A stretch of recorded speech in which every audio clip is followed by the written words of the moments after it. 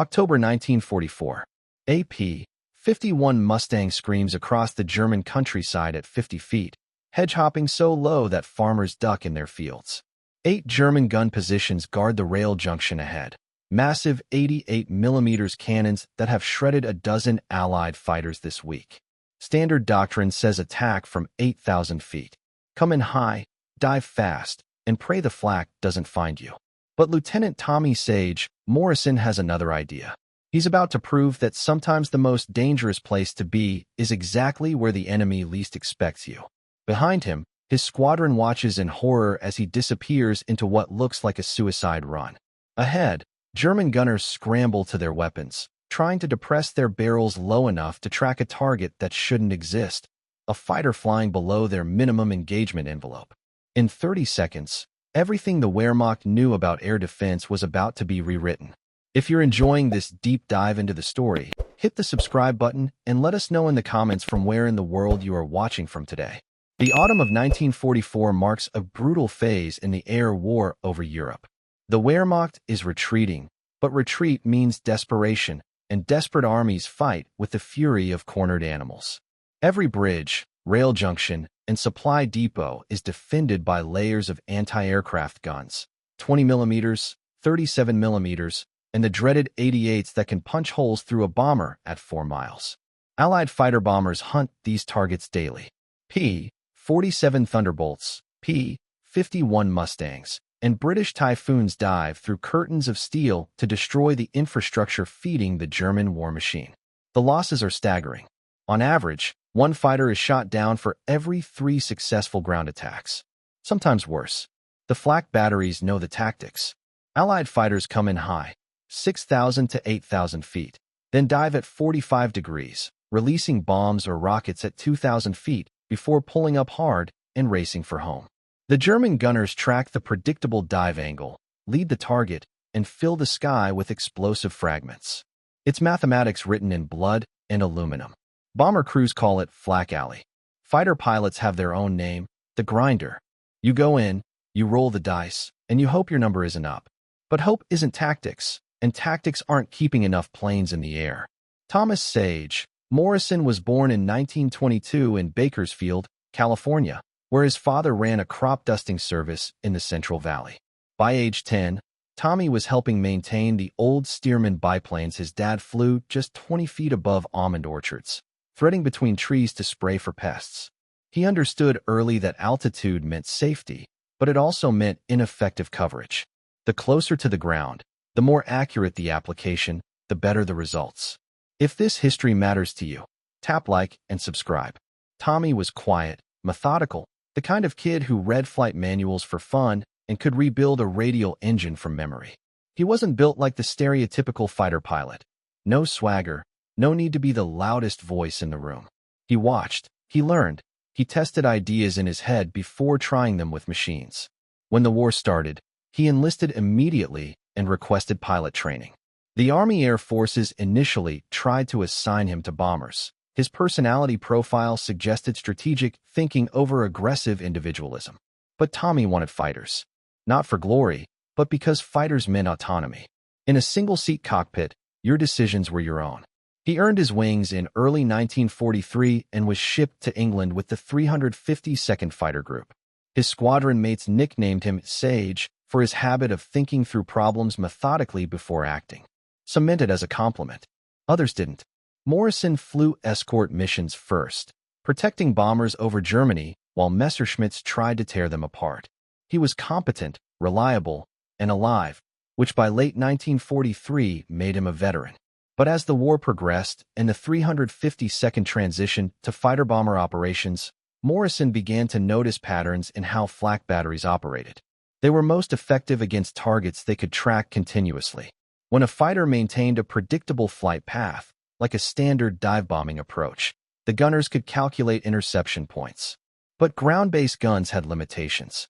Minimum depression angles, dead zones, blind spots. Morrison started sketching in his bunk at night, drawing sight lines from gun positions, calculating angles of attack that might exploit those limitations. His bunkmate, Lieutenant Eddie Kowalski, found the sketches one morning and laughed. "You planning to crawl along the ground next, Sage?" Morrison looked up from his drawings. Maybe. By October 1944, the Luftwaffe's fighter force is largely broken, but their ground-based defenses have never been stronger. Every strategically important target is ringed with anti-aircraft guns, and the crews manning them are experienced, disciplined, and deadly. The mathematics of flak defense are brutal and simple. A typical German 88mm gun battery consists of 4 guns arranged in a diamond pattern around the target. Each gun has a maximum elevation of 85 degrees and a minimum depression of -3 degrees. They can track aircraft from 20,000 feet down to approximately 500 feet, with maximum effectiveness between 2,000 and 6,000 feet, exactly the altitude envelope where Allied fighters operate. The standard Allied attack profile plays directly into this effectiveness zone. Fighters approach at 8,000 feet, dive to 2,000 feet for bomb or rocket release, then climb back to altitude. The entire attack occurs within the gun's optimal engagement parameters. Wing Commander analysis from October 1944 shows the cost. 47 fighters lost in 2 weeks attacking defended ground targets. The 352nd Fighter Group alone lost 8 aircraft in 5 days. Experienced pilots, men with 30, 40, 50 missions, were dying not in aerial combat, but in predictable diving attacks against gun positions that knew exactly where to aim. One incident crystallizes the problem. On October 12th, 6 P-51s attack a rail bridge near Cologne defended by twin 88mm batteries. The fighters execute a textbook attack. High approach, coordinated dive, sequential bombing runs. The flak gunners track them perfectly. 4 aircraft are shot down in less than 90 seconds. 2 pilots dead, 2 captured. The debriefing is grim. Flight surgeons document the psychological impact. Pilots developing what they call flak neurosis, involuntary flinching at the sight of ground targets, hesitation in the dive, early pullouts that waste ordnance and endanger wingmen. Group commanders know something has to change. Current tactics are bleeding experienced pilots faster than replacements arrive. But changing doctrine requires alternatives, and alternatives require someone willing to test ideas that sound impossible. Morrison's idea begins with a simple observation from his crop-dusting childhood. Ground-based obstacles are most dangerous when you give them time to react. His father's steerman would approach fields at maximum altitude for safety, then drop to spray height only at the last possible moment. Minimal exposure time in the danger zone. He applies this logic to flak batteries. What if, instead of a predictable high-altitude approach followed by a shallow dive, a fighter came in at ground level? Not hedge-hopping at 200 feet. That was dangerous, but still within the gun's depression limits. He means true ground effect, 25 to 50 feet above terrain, using hills, trees, and buildings to mask approach until the last few seconds. The physics seem sound. Anti-aircraft guns are designed for targets above them. Most have minimum depression angles that create dead zones extending several hundred yards from the gun position. A fighter flying within that dead zone would be invisible until it climbed to attack altitude, by which time it would be almost directly overhead, presenting the most difficult tracking scenario for gunners. The risks are obvious and potentially fatal. Navigation at ground level requires split-second reactions. A moment's inattention means flying into a hillside. Weather becomes critical. Any fog, rain, or low clouds make ground reference impossible. Mechanical failure at 50 feet allows no time for bailout. But Morrison runs calculations in his head. Current attack profiles give flak gunners 20 to 30 seconds of tracking time. A ground-level approach followed by a pop-up attack would reduce that to 3 or 4 seconds. The human nervous system can't process targeting information that quickly. He starts testing elements of the idea on training flights. During practice bombing runs on the Welsh coast, he experiments with ultra-low approaches to the target range. Not the full technique, too dangerous without actual need, but elements. Ground effect handling, pop-up climbs from deck level, navigation by terrain reference instead of altitude. His squadron mates notice the unusual flight patterns during training. Morrison deflects questions, calls it low-altitude familiarization. But word spreads. Other pilots watch his approaches, see him skimming ridgelines and treetops, wonder what he's thinking. Squadron leader Colonel James Hammer Hutchinson finally confronts him after a training flight. "Morrison, what the hell are you doing down there? You're flying like you're trying to plow fields, not attack targets. Morrison explains his theory. Hutchinson listens, frowns, shakes his head. Son, there's a reason we attack from altitude. It's called safety margins. You get too low, you die. Simple as that. Stick to doctrine. Morrison nods, says he understands. But he doesn't stop thinking about it. October 18, 1944. Intelligence identifies a high-value target, the Dernbach rail junction, a critical node feeding supplies to German forces defending the Siegfried Line. Two rail lines converge there, with a massive switching yard that handles ammunition, fuel, and reinforcements moving to the front. The target is heavily defended.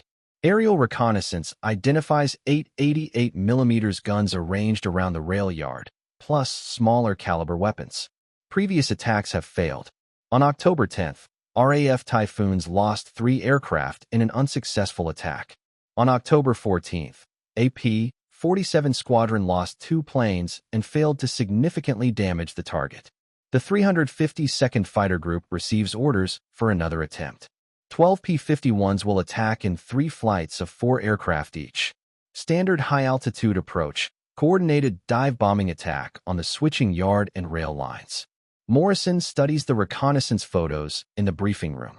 He can see the gun positions, can almost plot their fields of fire in his head. The standard approach will send his squadron directly into the most effective engagement zone for every weapon defending the target. After the briefing, he approaches flight leader Major Robert Dutch Schuler. Major, I'd like permission to try a different approach to the target. Schuler looks up from his maps. Different how? Morrison outlines his ground-level approach concept. Come in below the radar, below the gun depression angles, pop up for a single pass, and exit at deck level before the guns can react. Schuler's expression goes from interested to incredulous to angry.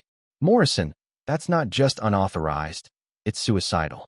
You'll fly into a hillside before you reach the target. And even if you don't, one mechanical problem at that altitude, and you're dead. No bailout time, no second chances. Sir, with respect, the current approach is suicidal too. We've lost 6 planes in a week attacking defended targets. The gun crews know exactly what we're going to do before we do it. Because doctrine works, Lieutenant. It keeps formations together, maximizes firepower, allows mutual support. You go off freelancing at ground level, you're on your own. Morrison persists. What if I'm right? What if the guns can't track a target that low? What if we could attack these targets without losing half the squadron? Schuler considers for a moment, then shakes his head. Too risky. And even if it worked once, what happens when every pilot in the group starts hedge-hopping? How many guys plow into trees thinking they're the next ace? Then let me test it. 1 aircraft, 1 pass. If it doesn't work, we know. If it does. If it doesn't work, you're dead and I have to write a letter to your mother explaining why I let you commit suicide. Morrison doesn't argue further. But that night, he studies the mission maps in detail, memorizing terrain features along the route to Dernbach. Hills, rivers, road patterns, anything that could provide navigation reference at ultra-low altitude. The next morning, October 19th, the mission launches as planned. 12 P-51s climb to altitude and head east toward Germany. Morrison flies in the 4th position of the lead flight, following doctrine, keeping formation. But as they cross into German airspace, approaching the initial point for the attack, Morrison makes a decision that will either save lives or end his own. He keys the radio. "Led, this is Morrison. I'm trying something different." Before anyone can respond, he rolls inverted and dives, not toward the target, but toward the ground. At 8,000 feet, Morrison's Mustang looks like any other fighter in the formation. At 6,000 feet, his wingman realizes something is wrong. At 4,000 feet, the radio explodes with calls. "Morrison, pull up. Sage, what are you doing? Brake left, you're too low." If you find this story engaging, please take a moment to subscribe and enable notifications. It helps us continue producing in-depth content like this. Morrison ignores the radio.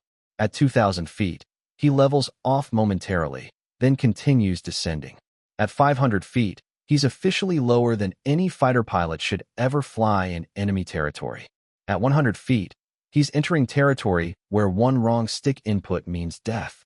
At 50 feet, he's flying in ground effect, the mysterious aerodynamic region where the Earth itself changes how air moves over the wings.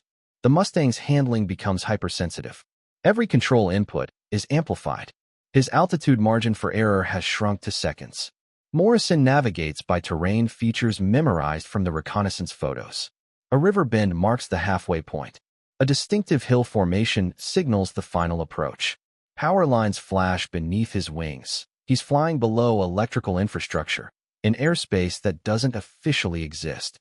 German civilians in the fields below don't hear him coming until he's already passed. The Merlin engine's roar Doppler shifts behind him as he threads between farmhouses and barns. Dogs bark, horses bolt, farmers dive for cover. 5 miles from target, Morrison begins a gradual climb. Not the standard attack altitude, just high enough to clear the last ridgeline before the rail yard. At 300 feet, he crests a hill and sees Dernbach spread before him. The 888mm guns are exactly where reconnaissance placed them, but their barrels are pointing skyward, tracking the P-51 formation still approaching at 8,000 feet. The gun crews haven't seen Morrison. They're not even looking in his direction. Morrison has perhaps 3 seconds before someone spots him. 3 seconds to line up, acquire targets, and attack before the entire defensive network realizes he exists.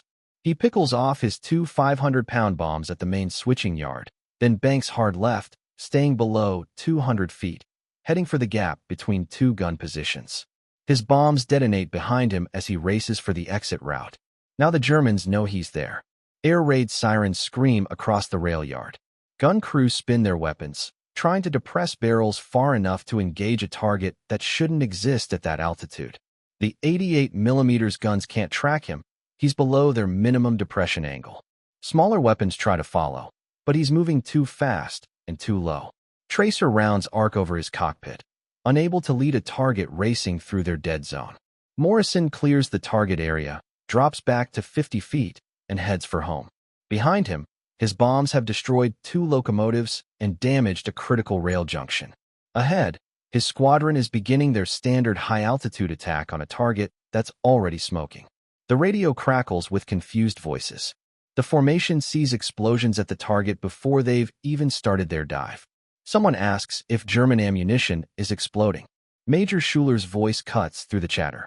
Morrison reports status. Lead, this is Morrison. Target attacked, egressing at low level. 2 bombs on target. Morrison, where the hell are you? I don't see you anywhere. I'm down in the weeds, sir. About 5 miles southeast of target. Silence on the radio.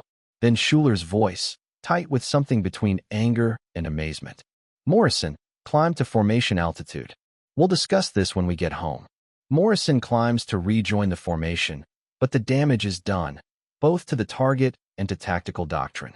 The other pilots see his aircraft, undamaged, fuel state normal. They see the target below, already burning from his attack. They see 88mm guns that couldn't engage him because he'd flown below their ability to track. The formation completes its attack as briefed, but half the defensive fire is absent. Gun crews are still trying to figure out what happened, where the first attacker came from, how a fighter had appeared and vanished without anyone tracking its approach. 12 P-51s return to base. All 12 land safely. No losses, minimal battle damage. The first successful attack on Dernbach without casualties. The debriefing at RAF Bodny is unlike any Morrison has experienced. He sits in a room with Major Schuller, Colonel Hutchinson, Group Intelligence Officer Captain Williams, and a stern-faced major from 8th Air Force Tactical Operations. They want details. Altitude profiles, navigation methods, timing, engine settings, control responses, and ground effect. Morrison answers methodically, sketching flight paths on a blackboard, explaining the physics of dead zones and minimum depression angles. Captain Williams reviews the target reconnaissance photos taken after the attack. Morrison's bombs destroyed a locomotive roundhouse and severed the main north-south rail line. The damage is significant, precisely placed. The tactical operations major asks the obvious question. Lieutenant, are you aware that what you did violates every principle of fighter attack doctrine? Yes, sir. Are you aware that flying at that altitude leaves no margin for mechanical failure, navigation error, or pilot mistake? Yes, sir.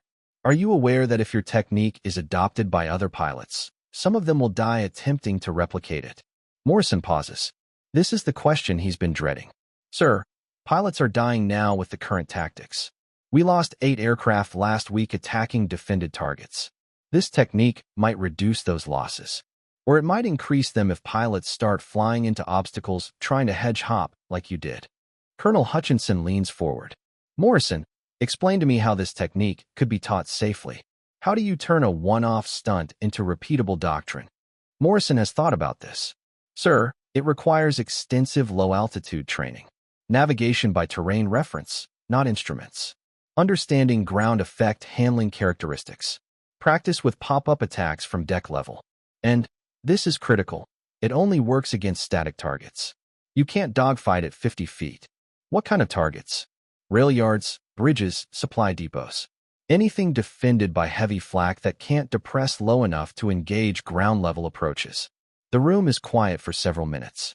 Finally, the tactical operations major speaks. Lieutenant Morrison, we're going to test your technique under controlled conditions.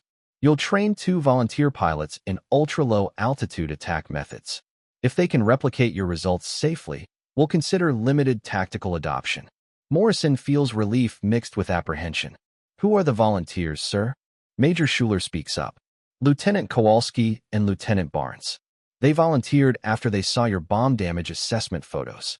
Eddie Kowalski, the same pilot who'd mocked Morrison's sketches weeks earlier, now wants to learn the technique himself.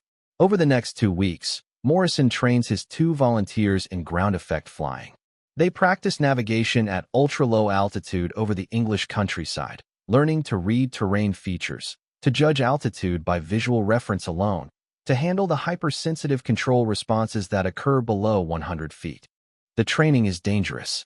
During one session, Kowalski nearly flies into a stone wall following a river bent too closely. Barnes gets disoriented in ground fog and climbs rapidly to regain visual reference. Both incidents underscore the technique's risks, but gradually, they develop proficiency. By early November, both pilots can execute the ground-level approach and pop-up attack sequence safely and accurately. The operational test comes November 8th. Target: the Mannheim Rail Bridge, defended by 6 88mm guns and multiple smaller caliber weapons. 3 P-51s will attack using Morrison's ultra-low technique, while the rest of the squadron provides high-altitude escort and distraction. Morrison leads, with Kowalski and Barnes following in trail formation, maintaining 50 feet above the Rhine River during their approach to target. The attack succeeds completely. All 3 aircraft deliver their ordnance accurately, exit without damage, and rejoin the formation. The Mannheim Bridge is severely damaged. German gunners, interviewed after the war, described confusion and frustration. They could hear aircraft engines but couldn't see targets to engage. Word of the technique spreads through the fighter-bomber community faster than official channels. Pilots talk to pilots. Squadron intelligence officers share tactics informally. By December 1944, multiple fighter groups are experimenting with ultra-low attack profiles. The results are measurable. Bomber command analysis shows ground attack losses decrease by 23% for units employing ultra-low approaches compared to units using standard doctrine. The technique doesn't eliminate casualties. Pilots still die from mechanical failures, navigation errors, and small-caliber defensive fire, but it significantly reduces losses from heavy flak. By February 1945, ultra-low ground attack has become semi-official doctrine for the 8th and 9th Air Forces. It's not universal. The technique requires extensive specialized training and clear weather conditions, but it's available for high-value targets defended by heavy anti-aircraft guns. Training protocols are established at RAF Goxhill, where experienced pilots learn terrain following navigation and ground effect handling. The course has a 15% washout rate.